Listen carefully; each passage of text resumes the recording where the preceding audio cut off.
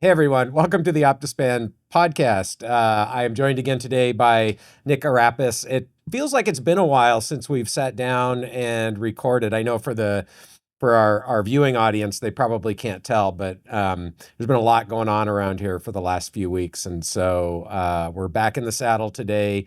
And I'm not quite sure what we're doing today. I understand that Nick has a series of questions prepared for me that I have not seen in advance. So we're going to see what happens. Yep. So these are questions that just randomly throughout the past few months I'll think of. I'll write it down on my phone, and then I have enough of them now. I'm like, all right, let's sit down and then throw them at you. All right, let's do it. I think some of them are deep, and some of them are very silly. So we'll find a balance between the two. So the first one, again, these are thoughts I might have had while doing cardio, working out, but I feel like people in the industry mistake feeling vigorous and feeling good for healthy. So for example, I'm drinking caffeine right now. I might feel energetic, but that doesn't necessarily mean it's healthy. Another example could be like people with high testosterone because they eat, 20 eggs a day or high saturated fat diets and they feel good. They'll still say this is the diet, but in reality, are they healthy? Yeah, I mean, I guess the way I would think about it is there's clearly going to be a pretty strong correlation between how you feel and how healthy you are, but there are obviously also going to be situations where those two things could be completely divergent, right? And so I think the example that you were alluding to where, you take a stimulant and you feel really good for a while, right? Or some people who like to use uh, recreational drugs, right? Mm. When they're on those drugs, they feel good for a while. It's not healthy, and that probably is unhealthy for them. So, but I do think in general, if you are uh, eating a healthy diet, exercising regularly, sleeping well, you're going to feel pretty good. And so I think that's not a overall bad guideline to use for whether or not your particularly lifestyle factors are aligning with good health. Mhm. Um, so I don't really have, I guess, a lot to Yeah, say no beyond worries. that. Yeah, the other end of the spectrum would be like a Brian Johnson type where people say he's like a vampire and they're calorically restricted, but yet their rate of aging might be lower potentially, depending on how you measure it. Well, but I would also suggest in situations like that, I think caloric restriction is an interesting example, right? For most people, caloric restriction is going to make you feel like crap in Mhm. general, right? Yeah. At least significant caloric restriction. And for most people, if you look at for the traditional biomarkers, at least over the short term, it's going to appear that you are more healthy. Over the long term, I think we still don't know. Even if you are aging biologically more slowly, if you're chronically calorically restricted, that could have offsetting consequences that would attenuate or prevent any lifespan or health span extension Mhm. from caloric restriction. I think it's interesting too, when we talk about feeling good, you can also talk about looking good. And we've touched on this previously, right? Again, if you are relatively healthy, you are going to in general look better than if you are relatively unhealthy, right? But the idea that we can look at someone and evaluate whether or not they are, aging slowly or not, I think it's a myth Mm. by and large. Our ability to perceive health is again correlative and very imprecise. Mm. Yeah, another example, which actually will lead into my next question, is if I were to eat a lot of eggs and ground beef and then just lift and not do cardio, I probably feel a bit better. My blood work starts to look worse. I have high LP little a or Well, and LDL, again, HDL. would you feel better over the long term? I don't know. Again, that's gonna be Mm. very individual, Mhm. as is the blood work. Like I think you're right. For most people, if you are eating, say, let's just say a carnivore diet, over the medium to long term, your biomarkers are gonna not perform as well as they would if you ate a more balanced, high quality diet and exercise regularly. But for some people, that actually might be a pretty reasonable nutritional strategy for, I don't want to say optimizing health because I'm guessing carnivore is not optimal for anybody, but at least, you can have reasonably good looking biomarkers on that kind of a diet for a small percentage of people. Yeah, so that leads into my next question. So I've heard Sim Land say blood work is more important than diet. Is that something you could kind of want to elaborate on, or what's your sort of gut reaction to that quote? Well, I think they are different, right? So blood work can tell you uh, where your physiology is at a given point in time, right? Again, depending on what you measure and how accurate those measurements are and whether you interpret them properly. But it will give you a snapshot into your sort of physiological state at that moment, which is predictive, obviously, for your current risk of developing diseases or whether or not you have existing disease. But blood work is influenced by diet. So again, I think they're fundamentally different.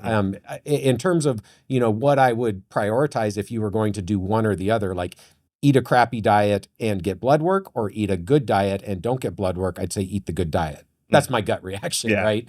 Because we know that's going to impact your health. We know that a high quality diet versus a low quality diet will impact your health.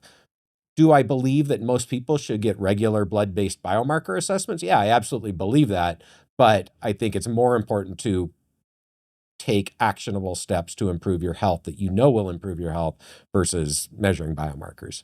But it's not, obviously it's not an all or not, it's not one or the other. So it's Yeah. kind of it's a philosophical sort of Yeah. discussion. I think his use case for that quote is to cut through the diet wars. And if you have two people on two extreme diets, but their blood work is equally good, then great. They both found a diet that works for them. The end result is they have good blood work. I think I would agree with that, but there's a big assumption there that you are actually uh, measuring comprehensively the right things to assess the health parameters that you're interested in from the blood work. And so I think it's pretty easy to get fooled if you are using, the blood-based panels that the typical American going to their primary care doctor will get measured. You'll miss a lot. And so it might, and we know this is the case, right? We know it's the case that there are a lot of people who go to their primary care doc, they get the, bare bones blood work. Everything's in the reference range. Primary care doc's like, great, come back in 3 years or whatever. Come back in a year, we'll do it again. But that person has underlying pre-disease, right? So you can be eating a diet that is not very good for your health. And if you're doing, just the bare bones blood work, it might look fine, but it's still not very good for your health. So I think that assumption, and in his case, he probably does know more or less what the right things to measure are. I'm not sure I know that's not the case for the general public. And to continue with Seam Land, another thing he talks about is he thinks everybody in this field, so even you and I right now. Well, what field are we talking about here? We're for his case, I'm going to say sort of the YouTube health and longevity field. All right. So Peter Tia, Brian Johnson, him, so on. He thinks you should be posting blood work, and like you post your DEXA, like all of that should be that you should show that you practice what you preach. And is that something down the line you think you would be interested in doing or? Well, I have a couple. Yeah, absolutely. I mean, again, I'm perfectly happy to share my data, and I've done so, and I will continue to do so. I think. So I would disagree with that for the following reason. I think that having been in the field of geroscience for a long time, 25 years plus years, I know that most of the very best scientists in this field doing the very best work don't practice what they preach.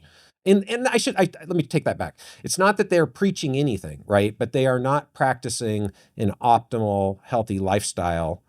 And they know it, just like most people, right? I wouldn't even say I'm practicing an optimal, healthy lifestyle because there are things that I do that I know aren't completely aligned with the optimal. But those people are the ones who are actually doing the science and moving the field forward. I'm sorry, YouTube influencers don't add any value unless the information they put out there is what the science is telling us, and most of them don't. So I don't give a shit if a YouTube influencer is, practicing what they consider to be an optimal lifestyle. They have contributed nothing to the field unless they're putting accurate information out there. Whereas we've got the actual scientists and doctors who are doing the work. Maybe they aren't practicing a healthy lifestyle, but they're the ones who are actually moving the needle forward, and moving the field forward. So I don't think you have to practice a perfect lifestyle to make contributions to the field. I guess the question is, should you be telling people what to do, making recommendations if you're not living that lifestyle? I don't know. I mean, I kind of feel like you can still impart good information, even if you're not using that information yourself. But it certainly lends credibility if you are, in fact, walking the walk. And so I do think if your goal is to be an internet influencer, then yeah, you probably should walk the walk.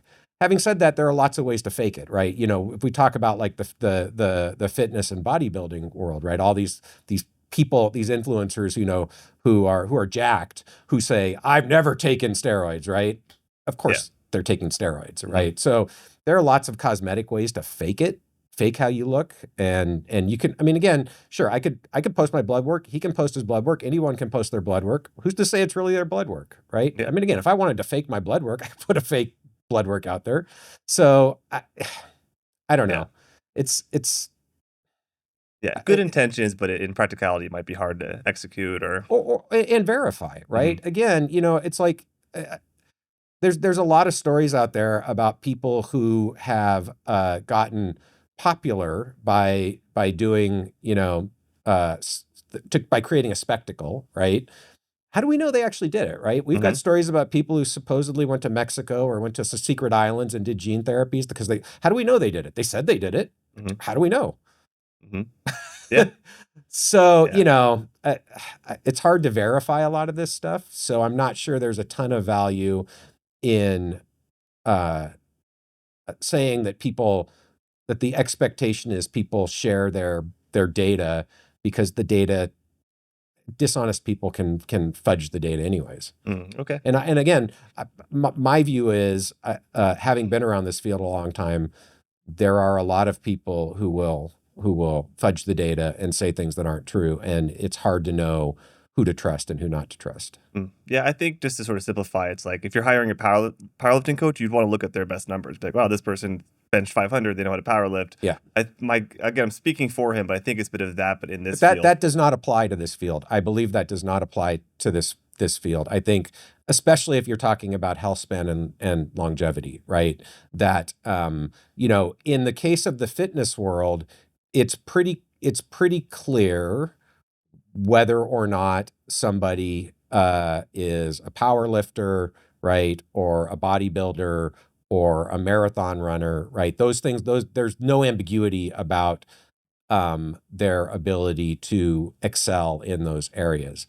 There's a ton of ambiguity around whether or not somebody is aging faster or slower because we don't have great tools to measure that. Again, this is the question. Like, if I really believed that the epigenetic test, the Dunedin pace test, was telling you about your rate of aging, and I believed that the way people were measuring it was accurate, and I believed that it was sensitive to lifestyle changes, then yeah, you could make an argument that that test is useful for telling you whether or not a person is practicing an optimal lifestyle. The thing is, we all more or less know what the right things to do for lifestyle are, right?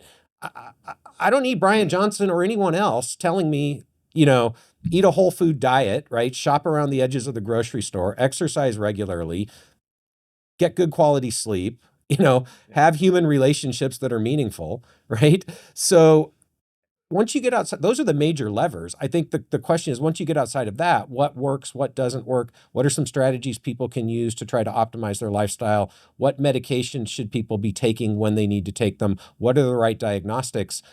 There's ambiguity there. There's no clear way to measure whether or not what somebody is telling you is, perfectly accurate.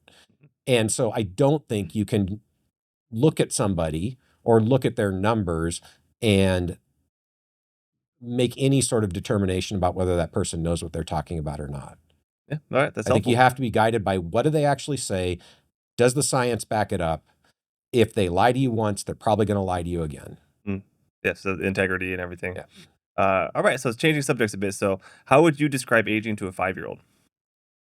Well, that depends on the 5-year-old, doesn't Yeah, because my son's 3, but yeah, I just heard that whole quote about like you once you really understand something, you can distill it Yeah, down, and I explain mean, it. I think there's a few ways there's a few key points that I would try to communicate. I don't know. I should try the exercise, right? Yeah, yeah. I mean, I think there's a few key points I would try to communicate, right? One is that, I mean, you can certainly compare it to like grandparents, parents, great-grandparents, siblings, right? Hmm. There are changes that go along with time in people, and we can look at them, and that they are associated with um, changes in body size, changes, but there's also changes on the inside, changes in function, the way our organs function, um, and over time, function gradually declines, right? And so there's the passage of time itself, and then there's the decline in function that goes along with time in our bodies. And then looking at different animals, right? Different animals age at different rates. And this is where I think, we've talked about dogs before. Dogs are so powerful, right? What does it mean to say that 1 human year is 7 dog years?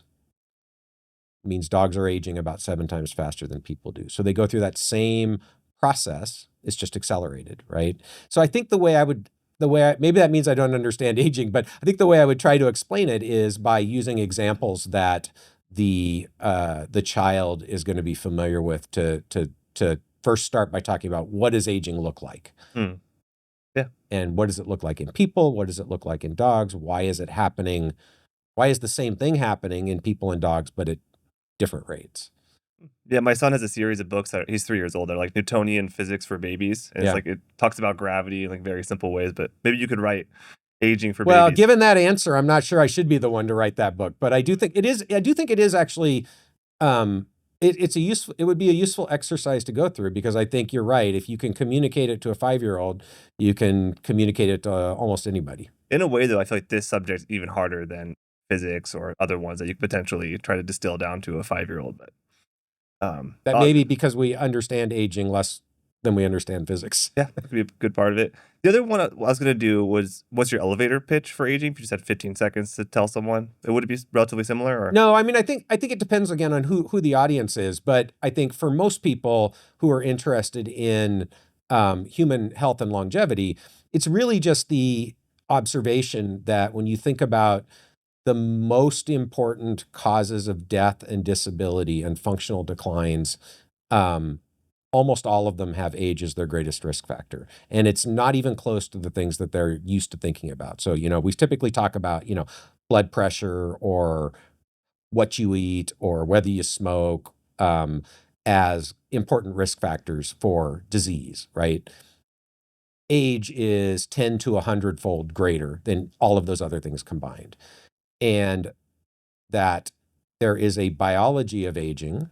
Aging is a biological process. And as we understand that biological process better, we can develop tools to change the way we age, and that, if done properly, will delay the onset and progression of not just cancer, heart disease, diabetes, dementia, kidney disease, liver disease, infectious disease. Delay all of them simultaneously, reduce those risks simultaneously, have a much larger impact on health and longevity. So I think that's that's probably the place to start. And then there are a bunch of other arguments that go along with it and support that. But for most people, I think that's pretty easy for them to wrap their head around and understand. And then you can contrast it with, what have we really done for the last 100 years? We've actually tried to, instead of focusing on the underlying root cause, we focused on each of those individual diseases in isolation, and why that hasn't been an effective strategy to date, and why it really never can be. Even if you cure 1 or 2 or 3 diseases, you really can never have the same impact that you get from targeting aging. all right, great. What does a typical week of workouts look like for you? So maybe starting on a Monday, going through. Yeah. So at the beginning, I alluded to some of the crazy stuff that's been going on. So for the last 2 weeks, let's just throw that out the window and forget about that. But I mean, I would say in general, I typically do resistance training probably 4 times a week. I'm not really rigid in my resistance workouts, meaning I don't have like a written out plan that I'm going to do, 3 sets of incline press, 3 sets of pull-ups, 3 sets of, whatever. But I typically try to pair up body parts. So I might do, chest and tris on one day, back and bis on another day, legs on another day. Typically do 4 resistance training workouts a week, sometimes 5. And then I almost always will do short cardio before I do my resistance training. So not enough that I wear myself out, but just to get warmed up. So maybe 20 minutes on an elliptical.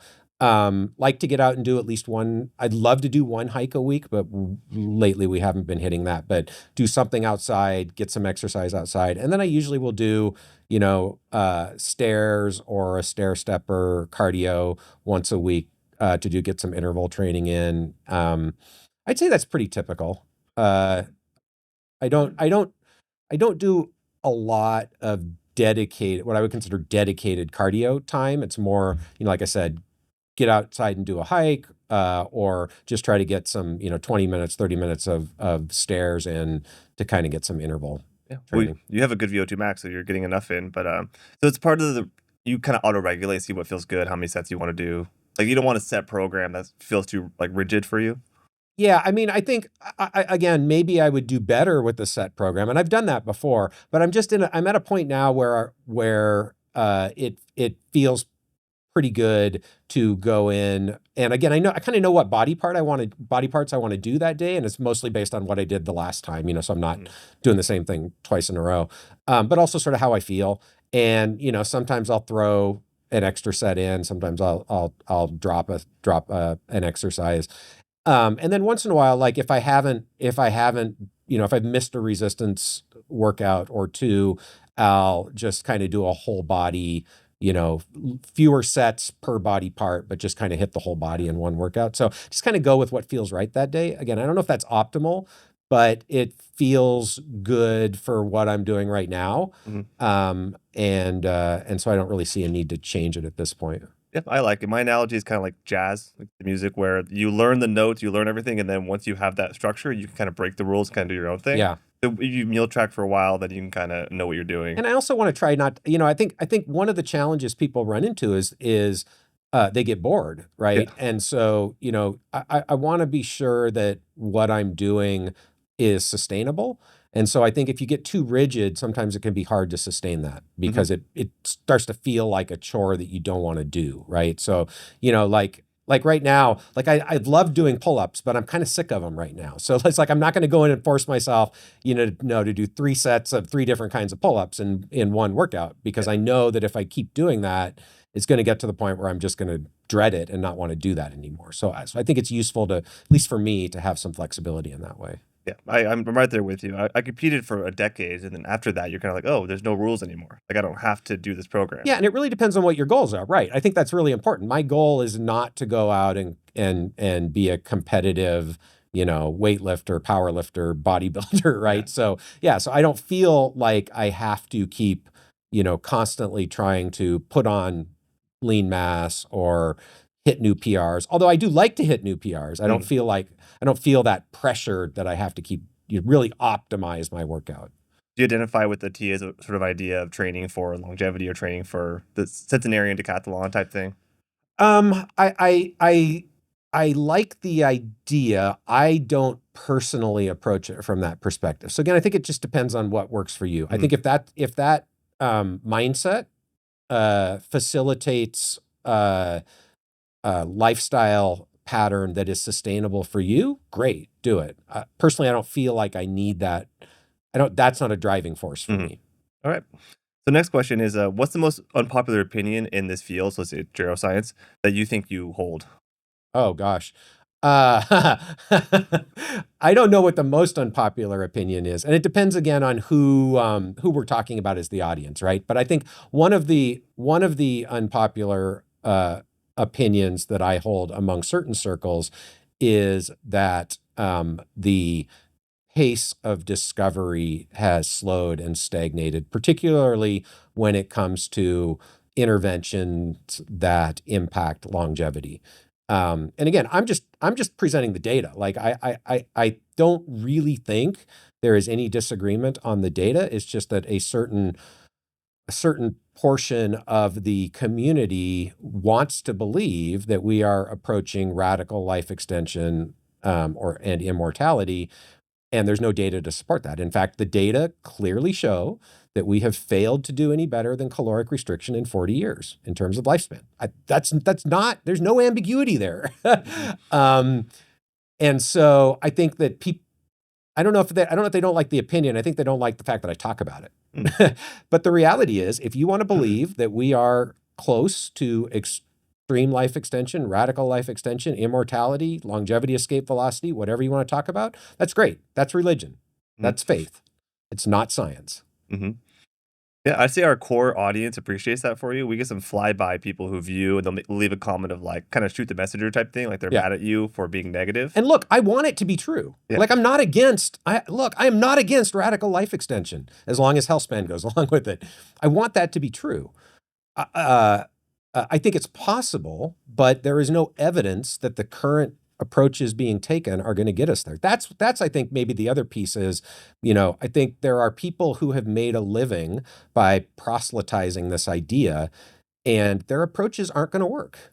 That's my opinion. Mm. And they haven't worked so far, and we need different approaches. And I think that's part of why I say what I say, is because I think there are strategies that can be taken to get past the current bottleneck that are not being taken, or at least the resources are not being allocated to accomplish that. And so, I feel like nobody else is talking about it, so I might as well talk about it and see if we can at least get some people interested in tackling this problem and doing some more what I would call discovery science, looking outside the lamppost. Mm. So that's one place where I know there are a lot of people. I don't know about a lot. There are a fraction of people in the community who don't like it.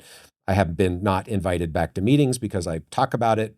Oh, really? Whatever, Wow. that's fine. Mm. It's not going to get me to stop talking about it. Yeah. Well, hopefully it becomes less unpopular over time. So next one, I think I know the answer, but what's your favorite cheat meal? Super nachos. Yeah, super nachos. Okay, so your birthday, right? That's when you usually will go big there. Or the Super Bowl. Super Bowl, Depending on okay. who's playing. Yeah, mine is definitely Tonight Dough by Ben and Jerry's. The one with Jimmy Fallon on the, Oh, on the yeah? cover. Yeah, it's good. What frustrates you the most about sort of the current healthcare system? Boy. I mean, there are lots of reasons to be frustrated. I think there are a few things I guess I would point to. I think the reactive nature, clearly, right? The idea that in general we don't do anything until people are sick is misguided. It's a cultural problem that creates a lot of pain and suffering for a lot of people. So that's a big one. I think also, and again, it's not blaming the primary care docs, because they're in a system that makes it very challenging for them to do anything other than what they're doing. But I think there are a significant fraction of primary care doctors that are not curious. They don't want to learn. They don't want to do anything that is outside of their sort of very narrow mindset of how to do medicine. And so there are a lot of people who really struggle to get the care that they deserve, even when they try to be proactive. When the patient tries to be proactive, they go to their primary care doc and they get resistance to that. So that's a solvable problem that a lot of people are running into. And then the other thing is, and I think there are some. I'm sort of optimistic about this, but I think right now the other big problem is the disparity in healthcare. Right, so there are a lot of people who get very, very minimal, if any, healthcare, and that doesn't need to be that way. Like, that is a societal choice. I'm not saying any one person chose, but as a society, we have chosen to have many, maybe a majority of people in this country get just absolutely shit healthcare. And then a tiny fraction get what I would consider high quality healthcare. That doesn't have to be that way. And so that is a pretty dramatic injustice in my view. Is that because it's tied to your work? There are a variety of reasons for it, but I mean, the biggest is economic, for sure, right? Some of it is geographical. Some of it is, right, employment status and also what your job is. But largely it's economic driven. All right. So how do you personally sort of approach scientific skepticism with also excitement about like a new anti-aging therapy or trend? Yeah. So I mean, in general, yeah, probably as most people will who watch the podcast will appreciate, I tend to be fairly skeptical of new claims. Mhm. I mean, it depends on what the claims are, but I sort of feel like uh, you need at least two independent research studies showing the same result before you can have confidence. Of course, that depends on what the size of the result is. So there's, what we call effect size. If it's a small effect, then, I'm going to be, first of all, more skeptical that it's an artifact. And I'm going to be less excited by it because we've got a lot of small effects that you can spend your life chasing small effects, and guess what you're going to end up with? A small effect. Mm. So if it's a large effect and you get two independent studies replicating it, that's pretty interesting. But I think maybe take a step back. The first question to ask when somebody claims that they have some new exciting, thing that is going to improve your health or your longevity is there research backing it up, first of all? And is it high quality research? So, as we've sort of talked about a few times on the podcast, there's a lot of very low quality research out there. You can go to the overall literature and find papers that you can twist to support almost any claim you want to make. So you have to be able to evaluate. Like I'm sure you could go find people out there who are selling, magic water that will make you live longer, and they'll cite some paper to support that, right? So you have to be able to evaluate, what did the paper actually show? What did the study actually show? Was it done by credible people? Was it published in a reasonable journal? And has it been replicated? Those are the things I look at. Yeah, I'm kind of just thinking right now, but I have a feeling there's some people in the field where they look at, or even just customers, you have 20 products that each one has shown a 5% increase in different studies. It's like, okay, I'll just stack them. If I Yeah. just take all 20 of these, now I'm at 100%. Yeah, it doesn't work. Yeah, exactly. So there's a bit of a fallacy there. So if you have somebody like in your life that you knew and they went from doing sort of no pillars slash health interventions to trying to do something, what's the first recommendation? So the low hanging fruit of healthspan. Right. So, I mean, if we think about it from, the Optispan pillars of health perspective, I think the approach is to evaluate where are you weakest, right? Where is the opportunity for the biggest bang for the buck, so to speak. And so that's going to be a little bit different for everyone. But I mean, for most people, uh, I- well, I think for most people, it's probably going to be in the realm of nutrition or exercise. Mhm. But I think you have to evaluate it at an individual level. And then once you know that, then you can start to look at, what are some habits, strategies that you can develop to target that pillar, right? And again, I think the main thing to think about is, for the individual, where is that person at? What are they willing and able to do? And how can they see success in the relatively short term, right? Because we all need that sort of feedback that this is working. I feel better. I look better. My biomarkers are going in the right direction. So you need to be able to do things that are going to hopefully accomplish that in the relatively short term. But again, I don't think you can make a one size fits all recommendation there. Yeah, but at least the people I know, I'd probably start with just walking a bit more. Just after meals, maybe 3 to 4 times a day, 15-minute walks. Anyone can do it. That can kind of compound over time and hopefully give them some momentum. Do you have any sort of air quality filters or water filters in your house? Well, I mean, we have, yeah, I mean, we have water filters in the fridge, and air filters in our air conditioning and heating system. But beyond that, we don't have anything special. Yep. I think that's sort of a big thing that some people are getting into now. Yeah, and again, I mean, I think the question of do those things actually move the needle? I don't know the answer. Of course, it's going to depend on where you live, what your air quality is like, Mhm. how sensitive you are to particulates in the air, what your water quality is like. But overall, are those is an air filter and a water filter going to be more effective than walking, like you just said, regularly, or you know eating a healthy diet? Mhm. Probably not. So I kind of put that as, there's no reason not to do it if you can do it, but Yeah. I doubt it's going to have a huge effect on healthspan or lifespan. Having said that, I could be wrong. Maybe over many decades it does, but I don't think there's a lot of reason to believe that for most people in the United States, air quality and water quality are major drivers of disability and mortality.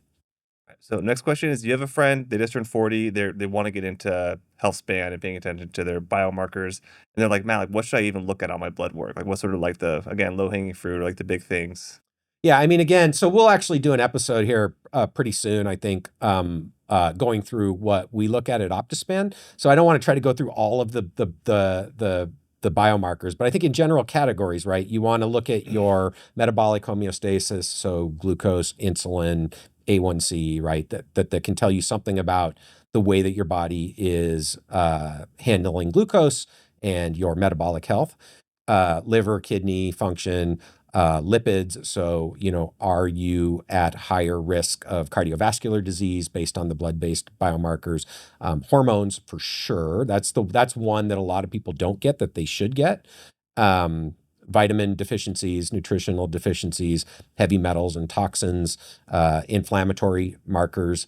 That's kind of the what I would think of as the standard panel. Most people, that's far beyond a standard primary care panel.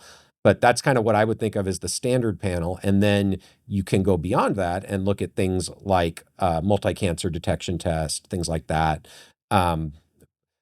Biological age, we'll save that for another day, I think. But in general, I don't think that for the typical person, that's certainly not what I would put in first tier, most important, right? Is there value there? I think there's some value there, but I think it's really, really hard for the typical person to interpret the data that you get from these biological age tests in a way that is actually meaningful. So I would say most people stay away from the direct-to-consumer biological age tests. I have this half-baked thought I want to run by you, but something like 80% of people have at least one of the hallmarks for metabolic syndrome. And for most people, I think that's just a great place to start. So, I can list them real quick. So we got blood pressure, triglycerides, blood sugar, low HDL, and waist circumference. So if you check any of those, again, you need to look at the criteria. Yeah. I'd probably start with that first. Yeah, I think that makes sense. Again, when we're talking about if you just do a cross section of the population in the United States, I agree completely. And having said that, I think that those are good places to start, but they are incomplete and they don't always tell you the story for why, right? So I think as you can, I mean, you specifically asked about blood-based biomarkers, but I think there are other modalities. We've talked a lot about DEXA, body composition, physical ability, capacity, performance, things like that can add to the story of why is it that you have metabolic dyshomeostasis or metabolic dysfunction. It's often what you are eating or how much you're eating, but it's not always, right? In fact, there is a small but significant fraction of the population that is not obese, has metabolic dysfunction because they're undermuscled, right? And so unless you look at those other things, you're not necessarily going to know what the underlying root cause is. All right. Do you think there's an upper limit to human lifespan? In the absence of intervention, yes. I think we already more or less know that the upper limit to human lifespan is probably less than 130 years in the absence of intervention. And what do we mean by absence of intervention? I guess I would say beyond lifestyle factors. So beyond, I would put in the intervention bucket, prescription medications or other drugs or other interventions that specifically target the biology of aging. It's probably about 130 years. 30? But that doesn't mean it's not possible to get beyond that with intervention. Okay, so two more. I know we're getting close on time. Do you think there will be a day where aging will be classified as a disease? And should it even be classified as a disease? It's certainly a significant possibility that aging will become classified as a disease. And I say that because there have already been discussions that way. It was even preliminarily done, and then there was some backtracking. So it's certainly possible. But on the other hand, there is a lot of pushback against that for, I think, good reasons. So I don't know whether it'll happen. And to some extent, I don't think that's the right conversation to be having, beyond the fact that having that conversation, I think, raises awareness that biological aging is modifiable. So I think to the extent that it raises that awareness, that's a good thing. But I really don't think it matters, because at the end of the day, whether or not aging is classified as a disease, you can't get a drug approved to target aging unless you can actually show improvements in functional or surrogate endpoints that are relevant for mortality or quality of life. Okay. Period. Full stop. That's what you have to do. So unless you have things that you can measure where you can convince the FDA that this is improving quality or quantity of life for people, doesn't matter whether aging is a disease or not. And if you do have those things, it doesn't matter whether aging is a disease or not, because FDA will approve your drug if you can show that you are improving quality or quantity of life for people and it's safe. So I don't think, the idea that we have to get aging classified as a disease to get FDA to approve drugs for aging just is not right. It's incorrect. All right. So last one, this is more of a conspiratorial question I see thrown around all the time. Great. It's more of a quote. So I heard someone say, capitalism or the food industry, they don't make money off fasting. That's why they don't want you to do it. That's why they don't push it. They want you eating, 3 meals, 2 snacks a day. So, I mean, again, obviously I don't know, like maybe, I tend not to align with the conspiracy theorists, and I think it's more just misaligned incentives in industry and a lack of appropriate regulation, right? So I think there has not been a convincing argument made to the executives of the food companies for why they should focus on creating healthy options as an industry. There are certainly companies that are trying to do this, individual companies, but as an industry, more money is to be made much easier by feeding people low quality, addictive crap that harms their health. And there is no, again, at the industry or company level, no, they are not responsible for the economic consequences of that population level effect that they are having. If those companies were held responsible to pay for those consequences, then there would be incentives for them not to do that, right? So I think it's just misaligned incentives that the medium and long-term population health consequences are disconnected from the short-term profit motive, which is what's driving the executives at these companies. Now, are they irresponsible, bad people? That's a different conversation. Yeah. But I don't tend to think it is a conspiracy so much as it is just misaligned incentives.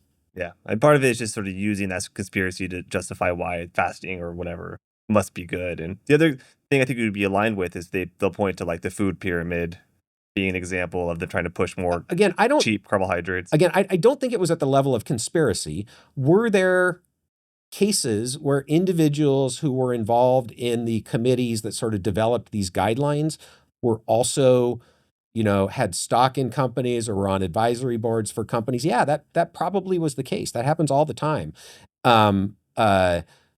Did that influence their recommendations? I don't know. My guess is probably more just a lack of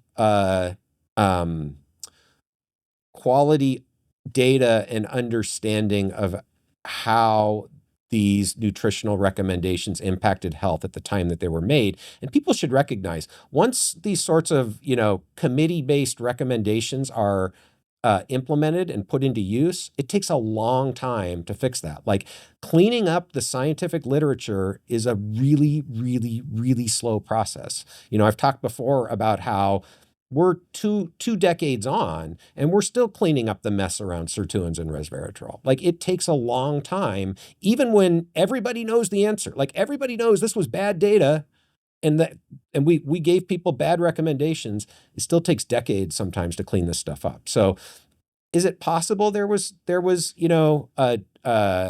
dishonesty and conflicts of interest, yeah, sure.